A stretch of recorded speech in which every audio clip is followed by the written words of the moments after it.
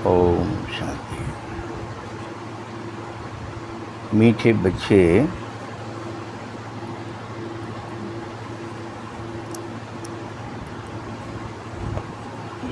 तुम फिर से अपने ठिकाने पर पहुंच गए हो।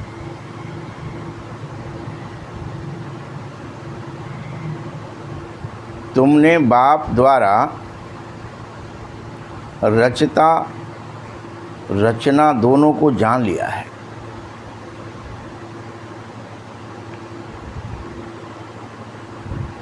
तो खुशी से रोमांच तुम्हारे खड़े हो जाने चाहिए कि हम फिर से ठिकाने पर पहुंच गए, सही जगह पहुंच गए और रचता और रचना को जाना।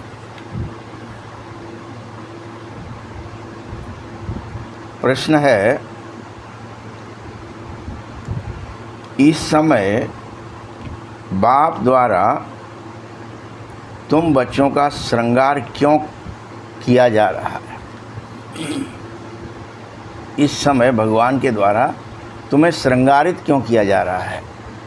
तुम्हारे बिंदी लगाई जा रही है, तुम्हारे कान सही किए जा रहे हैं, हर चीज़ का श्रृंगार। उत्तर है, क्योंकि अभी हमें सज धज कर ससुर घर जो जाना है, विष्णुपुरी जो जाना है।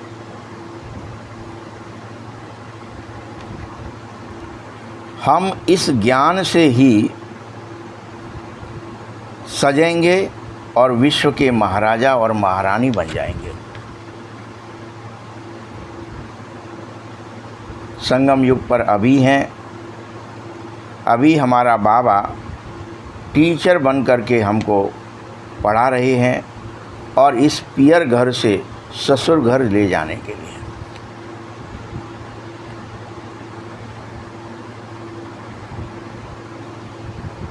गीत है, आखिर वह दिन आ गया आज। अब वो दिन आ चुका है, चलने का समय हो चुका है।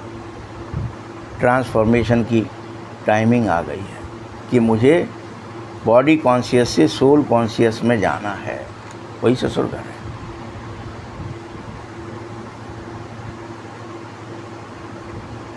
ओम शांति। मीठे मीठे स्वीट चिल्ड्रंस, मीठे मीठे सकीलदे बच्चों ने गीत सुना।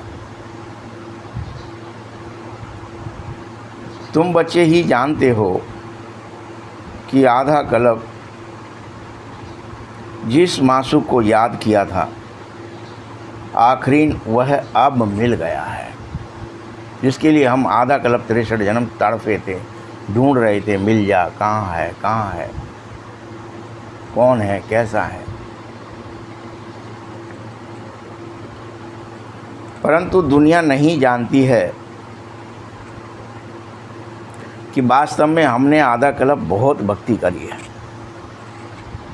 सबसे बड़ी भक्ति। जगह जगह साक्षात्कार, जगह जगह चमत्कार सब किए थे। उस मासूक को हमने खूब पुकारा था।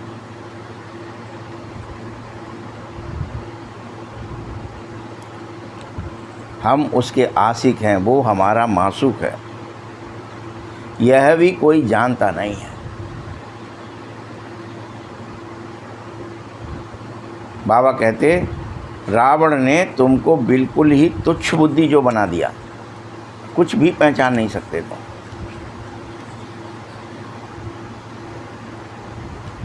खास भारतवासियों के साथ ऐसा किया। कितना तुच्छ बुद्धि बने कि तुम देवी देवता थे यह भी भूल गए,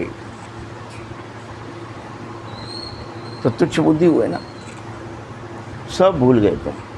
अपने कर्म, स्वभाव, संस्कार, बोल, दृष्टिकोण सब भूल गए। तुम अपने धर्म को भी भूल गए।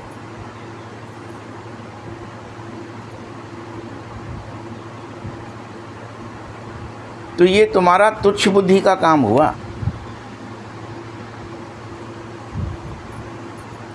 अभी तुम यह जानो कि रियल में हम ही स्वर्गवासी थे, देवता थे, सर्वगुण संपन्न, 16 कला संपूर्ण थे और संपूर्ण निर्विकारी थे।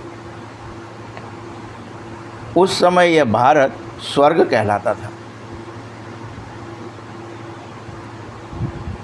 बस थोड़ा ही समय हुआ है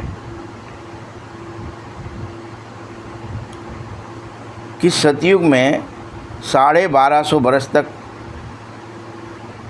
हम निर्विकल्प और देवता बनकर रहे। फिर 1250 बरस पूरा राम राज्य चला। उस समय भी हमारे पास अथाह सुख शांति थी और समृद्धि थी।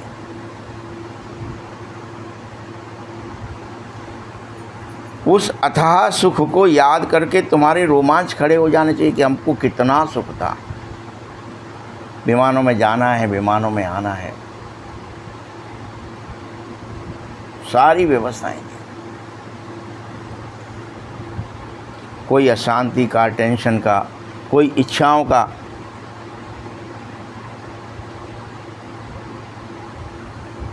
वार नहीं था।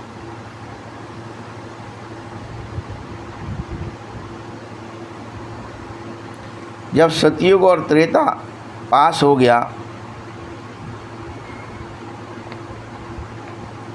तो उसके जो सुख थे वो तुमने भोगे, और ये कोई लाखों वर्ष पहले नहीं भोगे, 2500 वर्ष पहले की बात।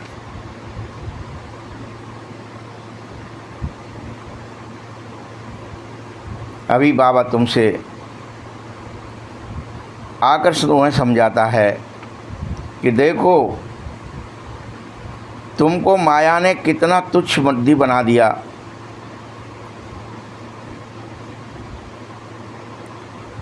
और हालत क्या हुई है, तुच्छ बुद्धि होने के बाद भी दुनिया में कोई अपने को तुच्छ बुद्धि समझ नहीं पा रहा है कि मैं हो गया, सूक्ष्म बुद्धि नहीं हूँ। ऐसी घूटी पिलाई है। सब समझते हैं मुझे जो आता है वो किसी को नहीं आता है, मैं जितना श्रेष्ठ हूँ वैसे तो कोई नहीं है।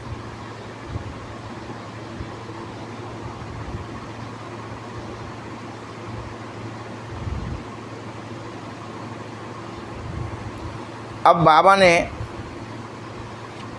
तुम्हें फिर से स्वच्छ बुद्धि दी है। जैसे जैसे तुम पवित्र बनते जाएंगे, स्वच्छ बनते जाएंगे, रचता और रचना का आदि मध्य अंत सब जानते जाएंगे।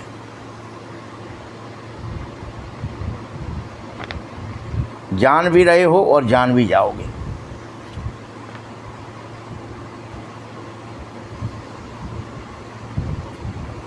ये कल नहीं जानते थे, आज सब जानो। और जानते जानते खुशी में रोमांच खड़े हो जाना चाहिए हर हालत में कि हम फिर से सही ठिकाने पर पहुंच चुके हैं। फिर से हमारी बुद्धि में ज्ञान आ चुका है, गुण आ चुके हैं, शक्ति आ चुकी है।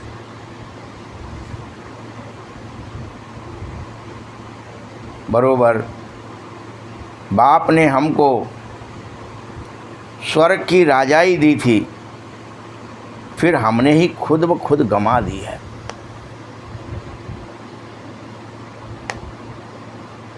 किसी और का दोष नहीं है।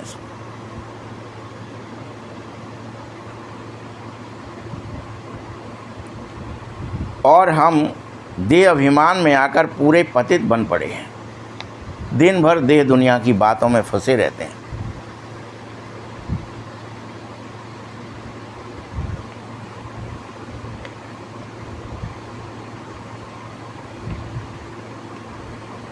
तुम्हें पुनः सतयुगी बनना है। सतयुग को पतित नहीं कह सकते। वह परम पवित्र दुनिया है, पावन दुनिया है।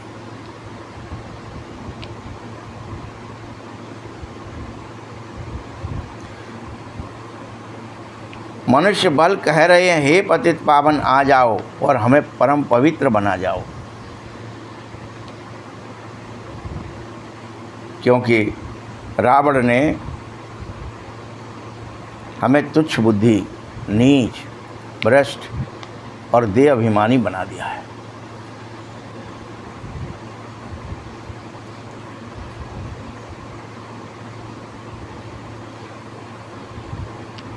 रावण राज्य के अंदर कोई भी पवित्र और ऊंच हो ही नहीं सकता, सबको तुच्छ कर दिया है। सब देह के जाल में फंस गए हैं, रिश्ते नातों में फंस गए हैं, कर्म संबंधों में फंस गए हैं। अपना ऊंचे से ऊंचा बाप आया है, तुम मेरे बच्चे बनो और तुम भी ऊंचे बन जाओ।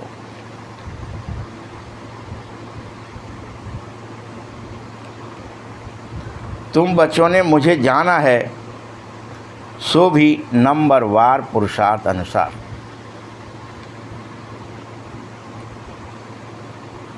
अपने आप से, अपने दिल से अमृत वेले उठकर पूछो,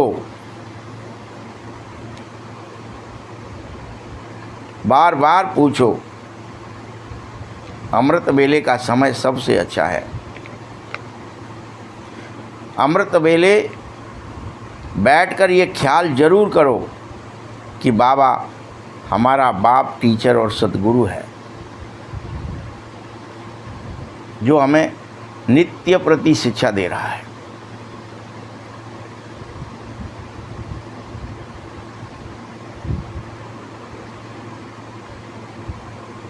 तुम बच्चे यह भी समझो, जिसको याद करते रहे भक्ति में हे भगवान कहते रहे, वह हमें अब रियल में मिल गया है। पूरे कल्प में एक ही बार मिलता है बाबा।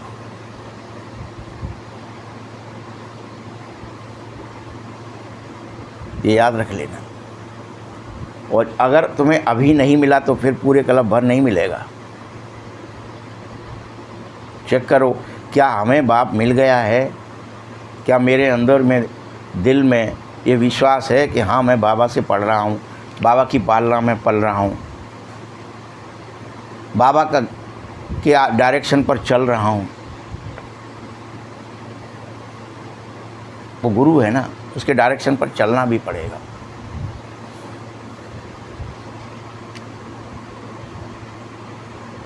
तुम बच्चे फिर से बेहद के बाप से बेहद का वर्षा ले सकोगे यदि तुम बाप को पहचान लोगे, उसकी बात मान लोगे, उसकी कहीं पर चल पड़ोगे तो। परम पवित्र बनना पड़ेगा, आत्माभिमानी बनकर दिखाना पड़ेगा। ये बेहद का बाप है। तुम्हारा बेहद का बाप, लौकिक बाप भी उस बेहद के बाप को ही याद करता घूमता है। सब करते हैं उसे। तुम्हारे लौकिक के बाप दादा सब इसी भगवान को ढूंढ रहे हैं, उसी को याद कर रहे हैं।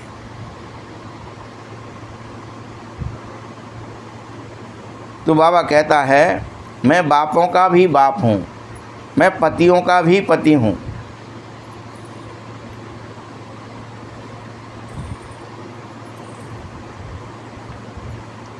तुम भारतवासी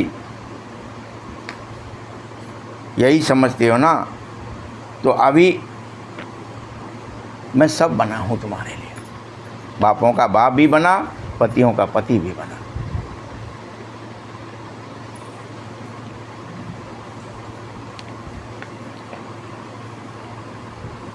तुम मेरे बच्चे भी हो, सजनी भी हो। बाबा बाबा कहते हो ना, अब फिर से तुम्हें ससुर घर जाना है कि पतियों का पति लेने आया है।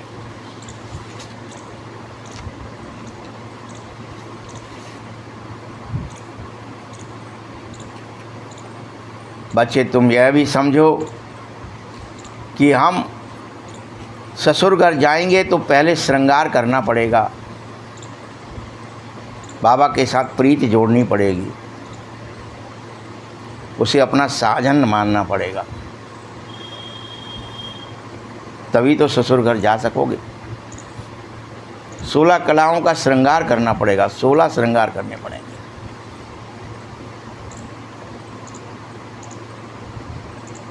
तुम्हें ये समझना चाहिए कि हमको बहुत अच्छा श्रृंगार आ जाना चाहिए।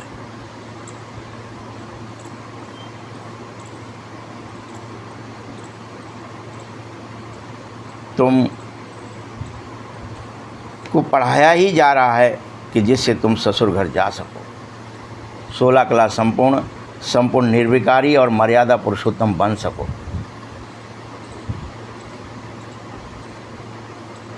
तुम इस ज्ञान से इतने सज जाओगे कि विश्व के महाराजा महारानी बन जाओगे।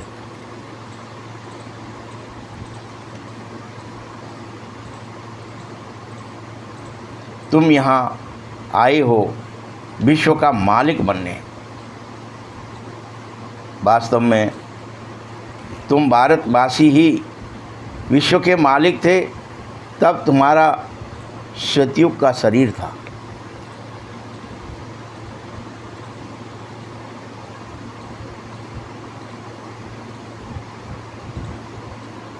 अभी तुम ऐसा नहीं कह सकते कि हम विश्व के मालिक हैं, क्योंकि अभी तुम्हारा कलयुग का शरीर है। कलयुगी विचार हैं, कर्म हैं, कलयुगी स्मृतियां हैं, जिनमें कलह कलेश भरा पड़ा है। उसे भस्म करो। तुम बच्चे भारत के मालिक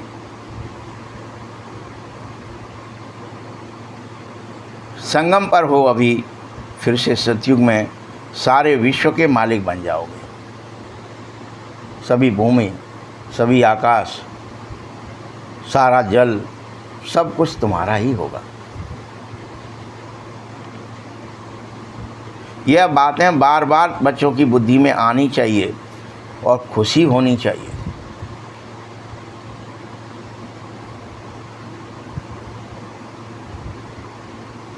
तुम जानते हो, तुम्हारा पिता विश्व की बादशाही देने ही तो तुम्हें आया है।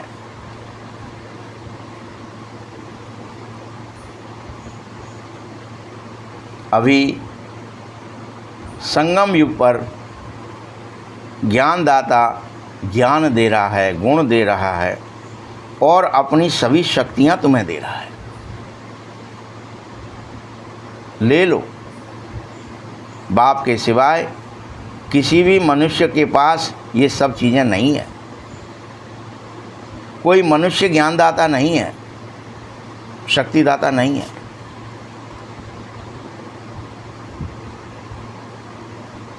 बाप के पास ही ये ज्ञान, गुण और शक्तियां हैं, जिससे सारे विश्व की सद्गति हो जाती है। फिर से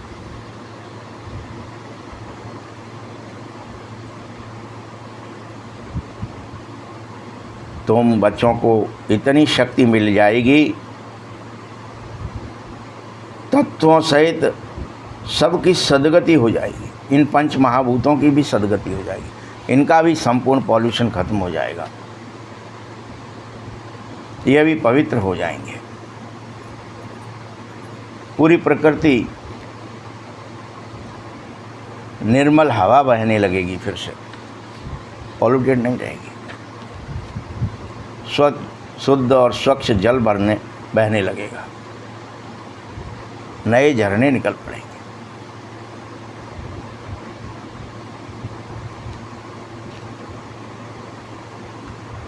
क्योंकि किसी मनुष्य के पास तत्वों सहित सबको सद्गति देने का ज्ञान ही नहीं है सिवाय बाप के। ये बाबा के पास ट्रिक है, कंट्रोल है कि मनुष्य के अंदर क्यों ईर्ष्या बढ़ गई है, क्यों एक दूसरे के प्रति बैर बढ़ गया है, द्वेष बढ़ गया है, अहंकार बढ़ गया है, क्यों मनुष्य एक दूसरे को मारने के लिए ईर्ष्यालु और तत्पर हो गए हैं कि किसी को भी मार दो, चलो। क्यों फैलाए जा रहे हैं? वायरस फैला के मार दो, कोई चीज़ जहर फैला के मार दो। आज प्रवृत्ति देखिए, राजाओं की प्रवृत्ति, देशों की प्रवृत्ति कैसी हो गई है सबकी। पानी बंद कर देंगे इनकी, हवा बंद कर देंगे इनका। ये भगवान के पंचमहाभूत किसके कहे गए थे? और राजाएं क्या करने लग गए हैं? युद्ध भी कैसे कर रहे हैं अब कि पहले डैम बना लो, पानी रोक लो, फिर डैम तोड़ दो, बहा दो इनको, बस मर जाएं लोग। जनता त्राही त्राही करे। ये कौन कर रहा है? ये शासक कर रहे हैं, कोई एक व्यक्ति नहीं कर रहा। और उसमें देश के देश सपोर्ट कर रहे हैं। कैसी मानसिक प्रवृत्ति मनुष्य की मनुष्य के लिए हो गई है। जीव जंतुओं के लिए तो छोड़ दो। पहले तो कहते थे अरे भाई लोटा डोर डाल दो, कोई आएगा तो प्यासे के लिए कुआं खोद दो, पानी भर दो, जिससे कोई जीव पानी तो पी ले, कोई प्यासा ना रह जाए। दया थी, करुणा थी, प्रेम था। कहाँ चला गया? क्यों सब निर्दयी होते जा रहे हैं, हिंसक होते जा रहे हैं? ये कलयुग है, ये प्रभाव है। माया अपना पूर्ण प्रभाव दिखाएगी। सब हिंसक, सब एक दूसरे का सर पर पाप लेते फिरेंगे, मरने मारने का, कि कोई कैसे मर जाए, बीमारी से मर जाए तो वायरस छोड़ दो, भूख से मर जाए, प्यास से मर जाए, मारो लोगों को, मारो मारो, सब छीन लो और मार डालो। हिंसक प्रवृत्ति हो गई है। देखिए कलह कलेश कितना बढ़ गया है।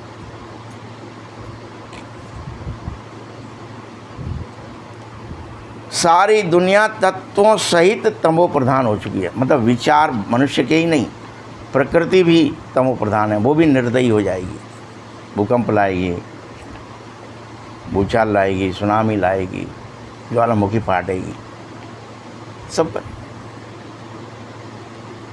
जो रहने योग्य ही नहीं रही है ना।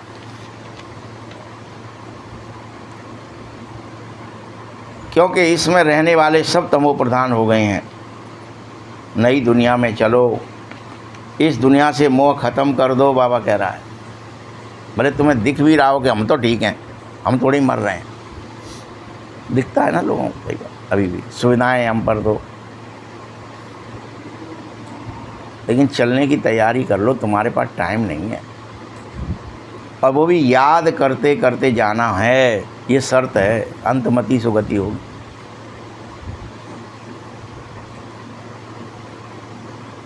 तुम बच्चे कहते हो ना हम जा रहे हैं बाप दादा के पास, बाप हमको दादा द्वारा स्वर्ग की बादशाही का वर्षा दे रहा है। बाबा तो स्वर्ग की बादशाही देगा और क्या देगा। तुम बच्चों को की बुद्धि में तो ये आना ही चाहिए, लेकिन पता है क्या होता है, माया बार बार बुलाएगी, बार बार। भगवान का है कि कैसे भगवान, संसार है याद कर लो, संसार को साध लो, संसार को के का सब संसार के लिए लोग घर मकान बना लो। आपको पता है ये टूटने का टाइम सबसे ज़्यादा यही है। कलयुगी मनुष्य करता ही क्या है, पहले तो पूरा फोकस करेगा कि धन कमाना है, फिर पूरा फोकस करेगा उस धन से मकान बनाना है। बस 1 बना लूँ, 2 बना लूँ, 6 बना लूँ, उसी में अपनी बुद्धि लगा रखी है। बस सारी पृथ्वी पाट दी। कहाँ सतयुगी ऐसे वर्णन है, शास्त्रों में वर्णन है बाकायदा कि इतना वर्ष जीना है, इसके लिए एक कांच का पूरा रख लेते हैं, बहुत है उतना ही। अभी उसके बाद तो छोड़ना ही है ये शरीर, क्या ही ज़रूरत है। ये नहीं कि पूरी झोंपड़ी भी बना ले, नहीं, एक थोड़ा वो रख लो प्रोटेक्टेड करके, रहा रहेगा बस बहुत है, कट जाएगा इतने में जीवन। दीमक आ जाए खा जाए तो कोई बात नहीं, लेकिन ध्यान करेंगे, तपस्या करेंगे, उसी में पूरा जीवन व्यतीत कर देते थे।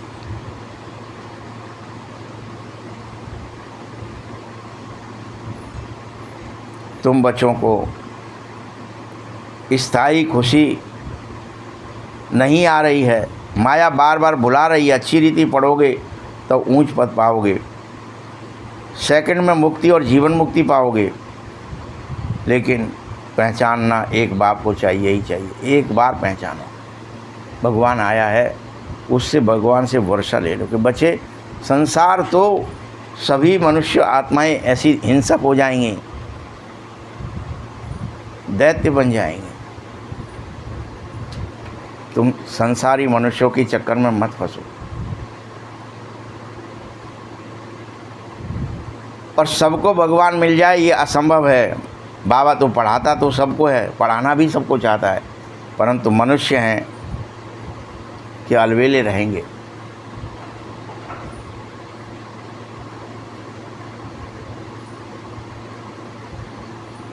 तुम सब टीचर्स बनो, कहा जा रहा है ना गीता पाठशाला, तो ये अक्षर कॉमन है कि कृष्ण ने गीता सुने। अब कृष्ण की तो पाठशाला है नहीं, कृष्ण की आत्मा पढ़ रही है।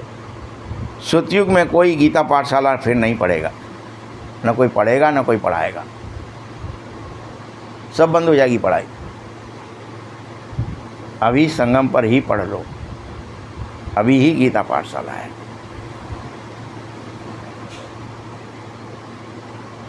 कृष्ण तो हुआ सतयुग में है, 84 जन्म लेता है, एक भी शरीर दूसरे शरीर से मिल न सके। ये ड्रामा प्लान अनुसार हर आत्मा में अपने अपने पार्ट हैं। 84 जन्म का पार्ट किसी में है, किसी में 83 का है, हर एक का अपना पार्ट भरा हुआ है। कौन कितने पार्ट वाला है ये भी फिक्स है। और उस ड्रामे का वो 84 जन्म के पार्ट में भी एक सेकंड भी दूसरे सेकंड से मिल नहीं सकती है, ऐसे भरा हुआ है। पूरे 5000 वर्ष का पार्ट है, एक सेकंड का पार्ट दूसरे से नहीं मिल रहा है तो 5000 वर्ष का पूरा ही अलग है। ये संगम का भी पार्ट तुम्हारा भरा है, जो संगम पर भी तुम जो कर रहे हो ये फिर दोबारा मिलेगा नहीं, कहीं दोबारा से रिपीट नहीं कर सकते आप। ये बहुत ही समझ की बातें हैं। पार्ट रिपीट होते हैं लेकिन सेकंड बाई सेकंड। आधा कल्प भक्ति चलेगी ही चलेगी फिर से, और आधा कल्प के बाद भक्ति के बाद ज्ञान मिलेगा। सर्व को सद्गति देने के लिए भगवान आएगा, फिर तुम्हें ज्ञान सुनाएगा। जिसकी प्रारब्ध तुम 21 जन्म भोगोगे, तुम्हें अभी बैरागी बनाएगा। तुम यह स्वीकारो कि 5000 वर्ष पहले हम ही राज्य करते थे, सद्गति में थे, दुख का नामो निशान नहीं था, जैसे अभी सुख का नामो निशान नहीं है। किसी के भी पास पहुंच जाओ, राजा रंग किसी के भी पास पूछो जा कर के, बहुत धनवान है, ज्ञानवान है, गुणवान है, क्यों भैया सुखी हो गया? हमसे ज़्यादा दुखी कोई नहीं। अभी दुख ही दुख है, और परेशान है कि अरे मैं मर न जाऊं। कलयुगी हो गए हैं सब। ये मेरे जो सुख भोगने का टाइम है वो बढ़ा दिया जाए।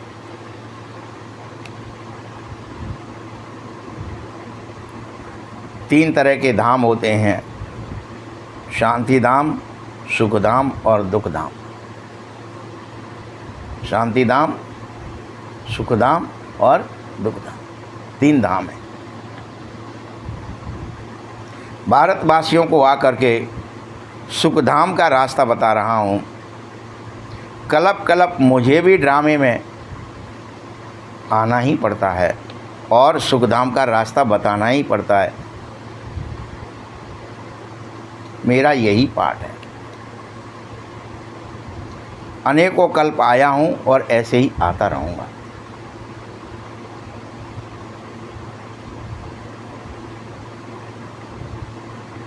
इस ड्रामे की कभी एंड नहीं हो सकती है कि बस एक चक्कर लग गया बहुत है, ये 2 चक्कर लग गए, 10 चक्कर लग गए, 100 चक्कर लग गए बहुत है, 1000 चक्कर नहीं, इसकी कभी एंड नहीं हो सकती है।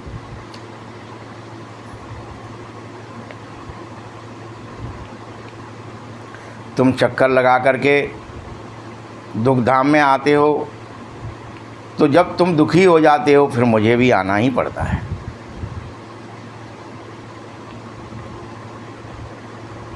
अभी तुम सबको स्मृति आ जानी चाहिए कि तुमने अपने सुख और दुख का चक्कर लगा लिया, पाठ पूरा कर लिया। अब बाप जिसे रचता कहा जाता है, वह ड्रामा का कोई रचता नहीं है। रचता किस समय का है? इस समय सतयुग को रचता हूँ। 7 गुणों की, ज्ञान की तुम्हारे अंदर शक्ति को दे देता हूँ, ये रचता।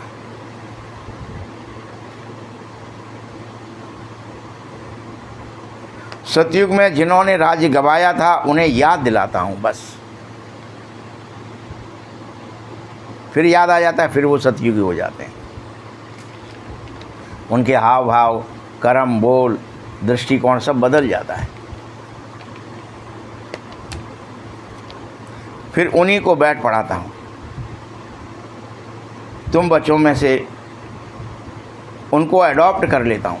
लाखों करोड़ों में से भी कोई में से कोई को छांट करके, खींच करके लाता हूँ, पढ़ाता हूँ, अडॉप्ट करता हूँ, अपना बनाता हूँ। तुम मेरे हो, आओ इधर, आओ इधर, बढ़ो। गोद ले लेता हूँ, अडॉप्ट करता हूँ मतलब, और अपना वर्षा देता हूँ। कहता हूँ तुम मेरे बच्चे हो।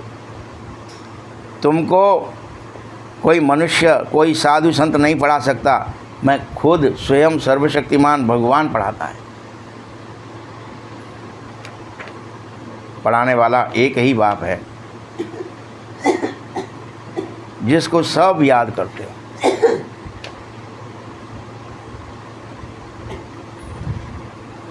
याद किसको करते हैं? जरूर कभी आएगा ना वो, तभी तो उसे याद किया जाता है। यह बात भी किसी को समझ नहीं आ रही है कि हम शिव बाबा को याद करते क्यों हैं, क्यों ही करना है। अगर यह समझ में आ जाए तो ज़रूर याद करें कि वह पतित से पावन बना देता है। उसकी याद हमें पावन बना देती है। उसकी याद से ही पाप मुक्त हो जाते हैं, भय मुक्त हो जाते हैं।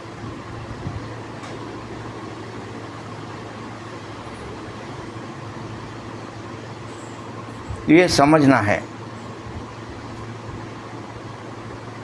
कि पतित पावन बाप आया है। किसी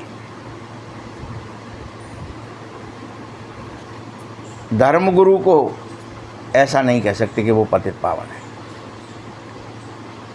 मनुष्य को तो कह नहीं सकते, साधु को नहीं कह, धर्मगुरु को भी नहीं कह सकते। आप सोच रहे हैं क्राइस्ट को ऐसा नहीं कहेंगे कि तुम आ जाओ, पतित से पावन बना जाओ।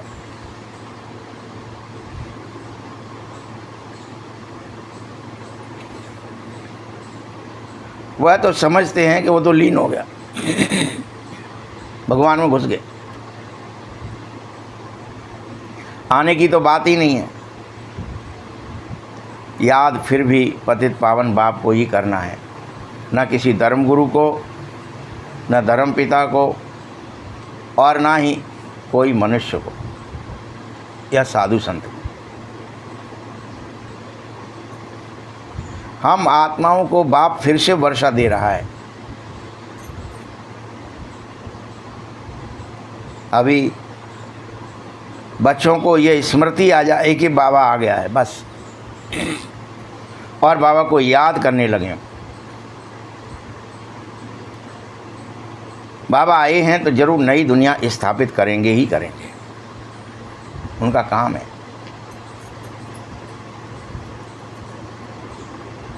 बाप तो फिर से अपने समय पर रजो तमो में नहीं आएंगे, अपने समय पर एक्यूरेट आ जाएंगे।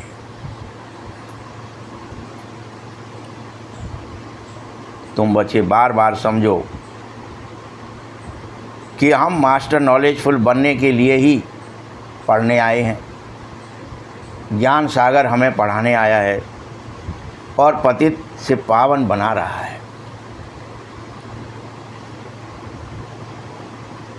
एकमात्र बाप ही है जो बच्चों को पढ़ाकर विश्व का मालिक बना देता है।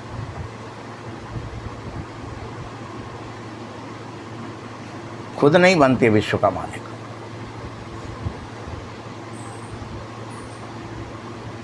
इस कारण से उसे निष्काम सेवादारी भी कहा जाता है। पढ़ाता है और तुम्हें मालिक बनाता है, खुद बनता नहीं है कि मैंने देश आज़ाद कराया है तो मैं देश का राष्ट्रपिता बन जाऊं या कोई शासक बन जाऊं, उपराष्ट्रपति बन जाऊं, प्रधानमंत्री बन जाऊं या विश्व महाराजा बन जाता हूं, चलो मैं। बाबा ऐसा नहीं करते। बाबा कहते हैं मैं तो निष्काम सेवा करता हूँ, मुझे कोई पद प्रतिष्ठा का लालच ही नहीं है, मुझे चाहिए ही नहीं कभी। मैं इनसे परे हूँ, तीनों गुणों में फंसता ही नहीं बाबा कभी। तीन अवस्था तीन गुण तई कपासते काढ़, तूल तूरिया सांवरी पुन बात ही धरे सुवाड़। ऐसा उत्तरकांड में रामायण में लिख दिया था कि तीन अवस्थाएं होती हैं, तीन गुण होते हैं। तो इन तीन अवस्थाओं से परे है ईश्वर, तीनों गुणों से, सतरज तम से भी परे है। उनको इसके कोई उसे फर्क नहीं पड़ता सतयुग है कि कलयुग है, उसे कोई फर्क नहीं पड़ता।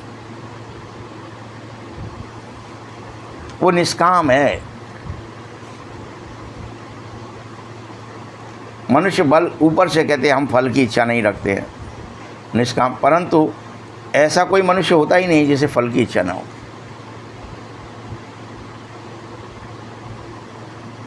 बाबा को छोड़कर कोई नहीं है, सबको फल की इच्छा है।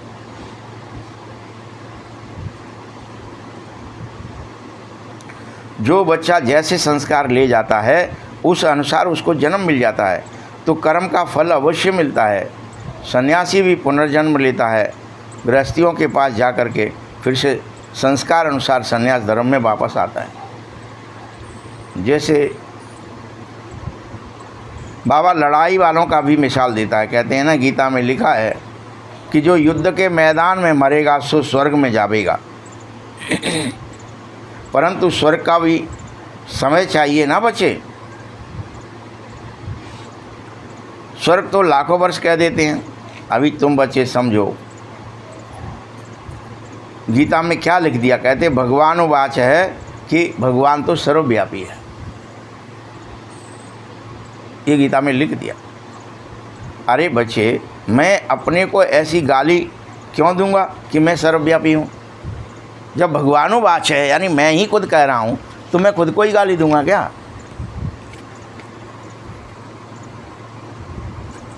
या मैं खुद ही कहूँगा क्या कि मैं कुत्ते बिल्ली शुगर सब में भरा हूँ? तुम ये समझो मैं ज्ञान का सागर हूँ। मैं अपने को फिर ये भला कैसे कह सकता हूँ? मेरी कोई मति थोड़ी ख़राब होती है तुम्हारी तरह, मैं कोई पत्थर बुद्धि थोड़ी बनता हूँ। जो मेरा नाम लिख दिया कि भगवान खुद कहता है गीता में कि मैं सर्वव्यापी हूँ। ये सब झूठ है। और ज्ञान किसी में है नहीं। देखो सन्यासियों आदि का कितना सम्मान है, मान है, मात्र इसीलिए कि वो पवित्र हैं, बस।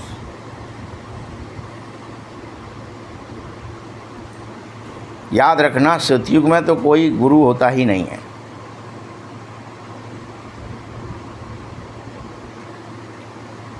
जबकि कलयुग में क्या हालत हो जाती है, कितने गुरु बन जाते। हर एक अपनी स्त्री को कहता घूम रहा है, तुम्हारा पति ईश्वर मैं ही हूँ, गुरु मैं ही हूँ। हर एक पति गुरु बन गया है, ईश्वर बन गया है। ऐसी मति हो गई है।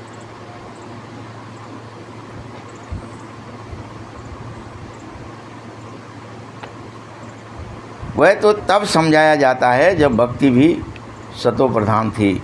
सतयुग में तो गुरु था नहीं। भक्ति की शुरुआत तो द्वापर से होती है। तो भक्ति की जब शुरुआत होती है तब गुरु नहीं होते, पति ही सब कुछ होता है, गुरु नहीं करना पड़ता है।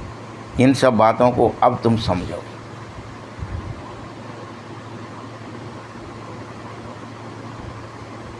अभी तो मनुष्यों की क्या हालत हो गई है कि जो ब्रह्मा कुमारियों का या ब्रह्मा कुमारों का नाम सुनकर ही डर जाते लोग। समझते हैं कि अगर ये आ गए हमारे घर तो हमें भाई बहन बना देंगे, भागो, हम पर जादू चला देंगे। अरे प्रजापिता ब्रह्मा का बच्चा बनना तो अच्छी बात है बच्चों, क्योंकि यदि तुम ब्राह्मण नहीं बनोगे तो ब्राह्मण ही तो स्वर्ग का वर्षा लेते हैं।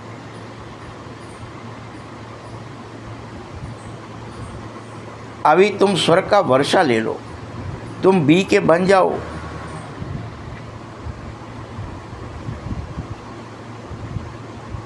और संपूर्ण पवित्र बनने का प्रतिज्ञा करो, दोनों करो कि हम भाई और बहन की तरह शरीर का भान अर्थात विकारों की बास निकाल कर ही रहेंगे।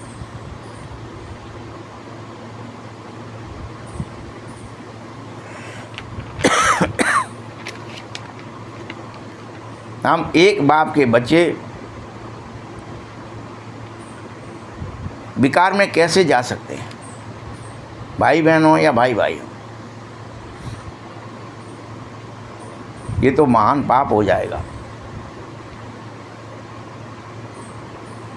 तो ये पवित्र रहने की युक्ति ड्रामे में भगवान ने दी है। ये ड्रामे में नूंद है। सन्यासियों का तो निवृत्ति मार्ग है, वो तो छोड़कर चले जाते हैं घर-बार, परिवार, समाज। तुम तो प्रवृत्ति मार्ग में रहकर पवित्र बनकर दिखाओ। अब तुम्हें इस छीछी दुनिया की समस्त रस्म और रिवाज छोड़ देनी चाहिए और इस दुनिया को पूरी तरह भूलने का प्रयास करो। भूल जाना चाहिए।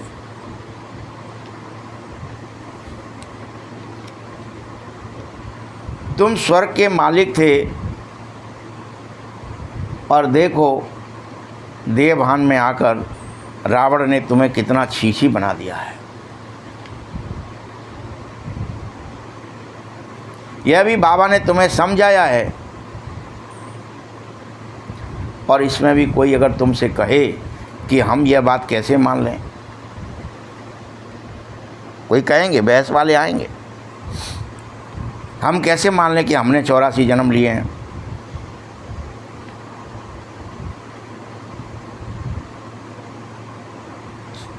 यह तो हम अच्छा कहते हैं ना, 84 जन्म नहीं लिया तो ठहरेगा ही नहीं ना वो तो।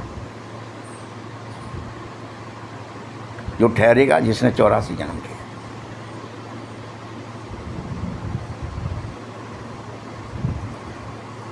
ये समझ जाना चाहिए, जो देवी देवता धर्म का नहीं होगा वो इन बातों को मानेगा भी नहीं, बहस भी करेगा और स्वर्ग में जा न सकेगा।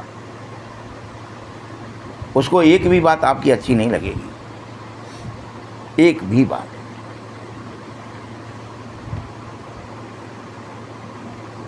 यह बातें शास्त्रों में थोड़ी लिखी हैं कि भगवान आता है और आकर के स्वर्ग की स्थापना करता है, किंगडम स्थापित करता है।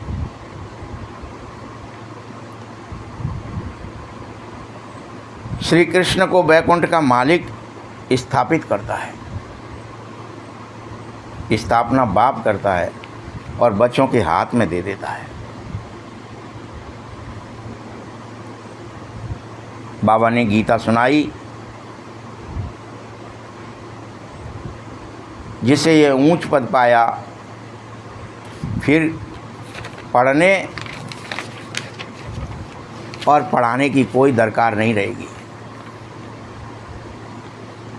बस एक ही काम है अभी, मुझे याद करो।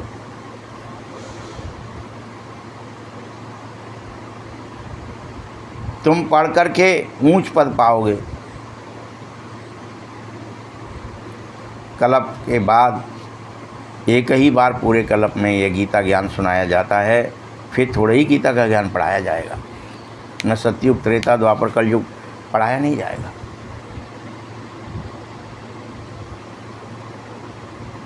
ज्ञान से सद्गति मिलती है। जितना ऊंचा से ऊंचा पुरुषार्थ, उतना ऊंच से ऊंचा पद पाओगे। परंतु इसमें भी जितना पुरुषार्थ कल्प पहले किया था वही कर पाएगा, हर कोई नहीं कर पाएगा। तो साक्षी होकर के बैठ जाओ, साक्षी होकर के देखो, पढ़ाने वाले को भी देखो कि इसने हमको पढ़ाया।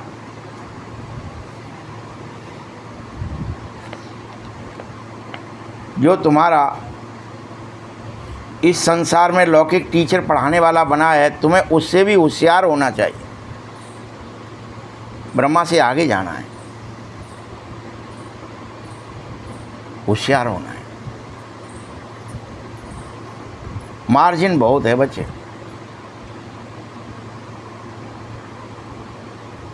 कोशिश हर एक को करनी चाहिए ऊंचे से ऊंचे बनने की। दिन रात आत्मस्मृति में रहने की। मुख्य बात एक ही है, हर हालत में तमो प्रधान से सतो प्रधान बन जाओ, हर हालत।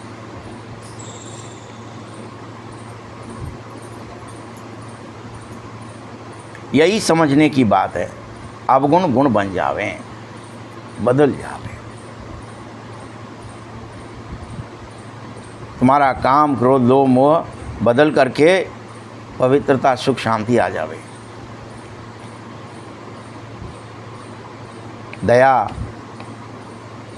तुम्हारे अंदर प्रकट हो जावे। कोशिश करो गृहस्थ व्यवहार में ही रहना है और पवित्र भी बन के दिखाना है। बाबा को याद भी करना है। ऐसे नहीं भाग जाएंगे तो याद कर लेंगे, परिस्थिति छोड़ देंगे तो याद कर लेंगे। गृहस्थ में रहकर बाबा को याद भी करो और पवित्र भी बन के दिखाओ।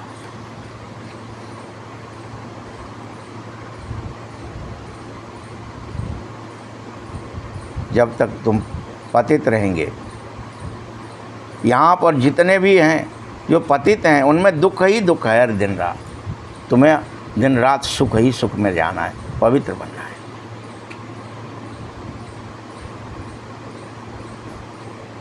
इस सुख का पूरा राज्य आएगा बाकायदा। यह राज्य कब था यह किसी को पता ही नहीं, सब भूल गए, सोचते दुख का ही होगा शायद। दुख में रहने के आदी बन गए हैं। क्या ही सुख में चल के होगा? सुख होगा तो क्या ही करते होंगे, कुछ करते ही नहीं होंगे तो कैसे जीवन जीते होंगे।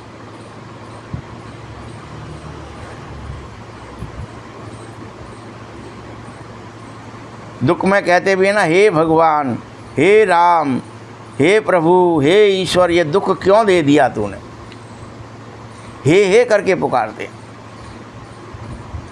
बाबा कहते हैं अब भगवान तो किसी को दुख देता ही नहीं है भाई, ये तो तुम्हारे ही अपने कर्मों का ही फल है जो तुम भोग रहे हो। कोई भी दुख आया है वो तुम्हारे अपने कर्म से आया है।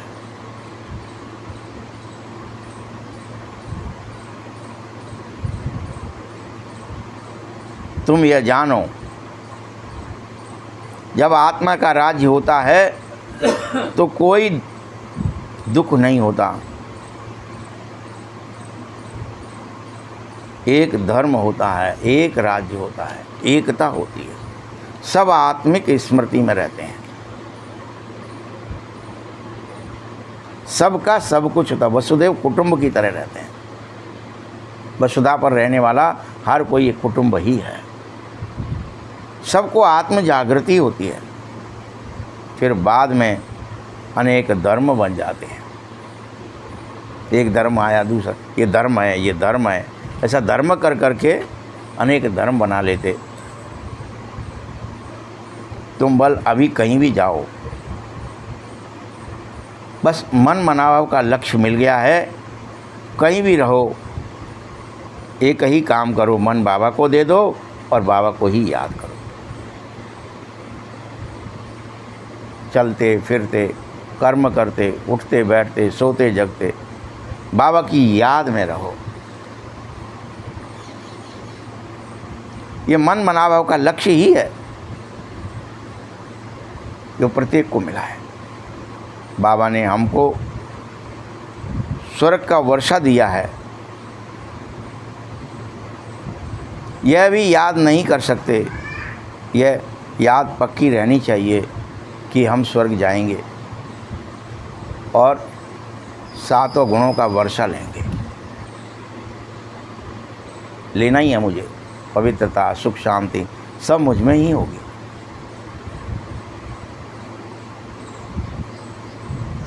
यह भी सत्य मानो कि अंतमति सो गति हो ही जाएगी, कोई रोक नहीं सकेगा। जैसे हालत में शरीर छोड़ोगे वैसी जगह पे मरना पड़ेगा, वही जन्म लेना पड़ेगा। इसीलिए सुख में शरीर छोड़ो तो सुख में जाकर के जन्म लोगे। जीते जी शरीर ही बनना, सुख में शरीर छूटे, ये प्रयास करो। रो रो के दुख से, अशांति से, भय से शरीर छूटेगा तो फिर उसी में जन्म मिलेगा, स्वर्ग जा न सकोगे। जीते जी मरना सीख लो, अंतमति सो गति इसी को कहा जाता है। अच्छा, मीठे मीठे सकिलते बच्चों प्रति माता पिता बाप दादा का याद प्यार और गुड मॉर्निंग। रूहानी बाप की, रूहानी बच्चों को नमस्ते। रूहानी बच्चों की भी बाप दादा को बहुत बहुत याद प्यार और नमस्ते। धारणा के लिए मुख्य सार है, सवेरे सवेरे अमृत वेले उठ ख्याल करो कि बाबा हमारा बाप भी है, टीचर भी है, सदगुरु भी है। अभी बाप आ गया है, हम बच्चों को ज्ञान रत्नों से श्रृंगार कर रहा है। ये सवेरे अमृत वेले उठकर जरूर ख्याल करो, रोज़ करो कि मुझे जीते जी अशरीरी होना है, आत्माभिमान में जाना है, मन बाबा को देना है, विचार शक्ति सब भगवान के पास अर्पित कर देनी है। वह बापों का बाप है, पतियों का पति है। ऐसे ख्यालात करते करते अपार खुशी में रोमांचित होकर के अनुभव करते रहो। इस बात में खुशी हो, रोमांच हो, अपार खुशी। मुझे बाप मिला तो सब मिल गया, मैं बाबा का बना तो सब कुछ मुझे प्राप्त हो गया। कोई मेरा साजन भी है तो वही मेरा पिता भी है, वही मेरा गुरु भी है, टीचर भी है। दूसरा पॉइंट है, हर एक के पुरुषार्थ को साक्षी होकर देखो, हर एक के पुरुषार्थ। ऊंच पद की मार्जिन है, इसीलिए तमो प्रधान से सतो प्रधान जरूर बनो। ऊंच पद की मार्जिन है।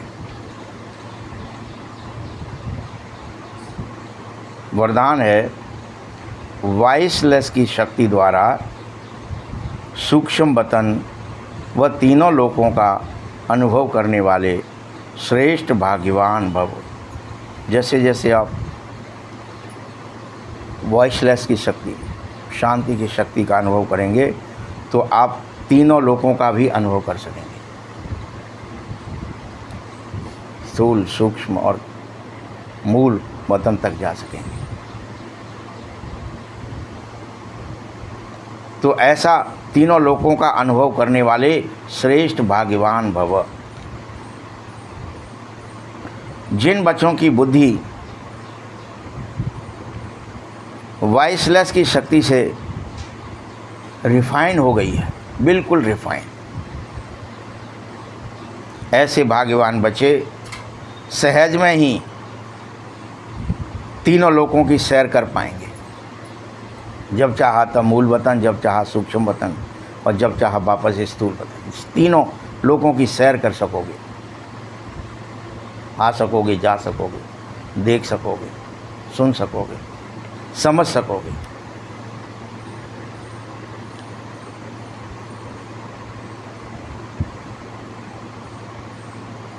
याद रखो, तीनों लोकों की सैर करना है तो अपने संकल्प सर्व संबंधों से पार ले जाने पड़ेंगे। महीन याद में रहना पड़ेगा बाबा की। यहाँ अभी आपकी याद संबंधों में फंसी रहती है। ये स्त्री है, ये बच्चा है, ये बूढ़ा है, ये मेरा खास है, ये दूर का है। इनसे परे जाना पड़ेगी बुद्धि। महीन याद चाहिए उसके लिए बाबा की, तब तीनों लोगों की सैर हो सकेगी। याद अगर यहीं अटकी हुई है देह दुनिया में तो जा न सकोगे, मोटी बुद्धि हो।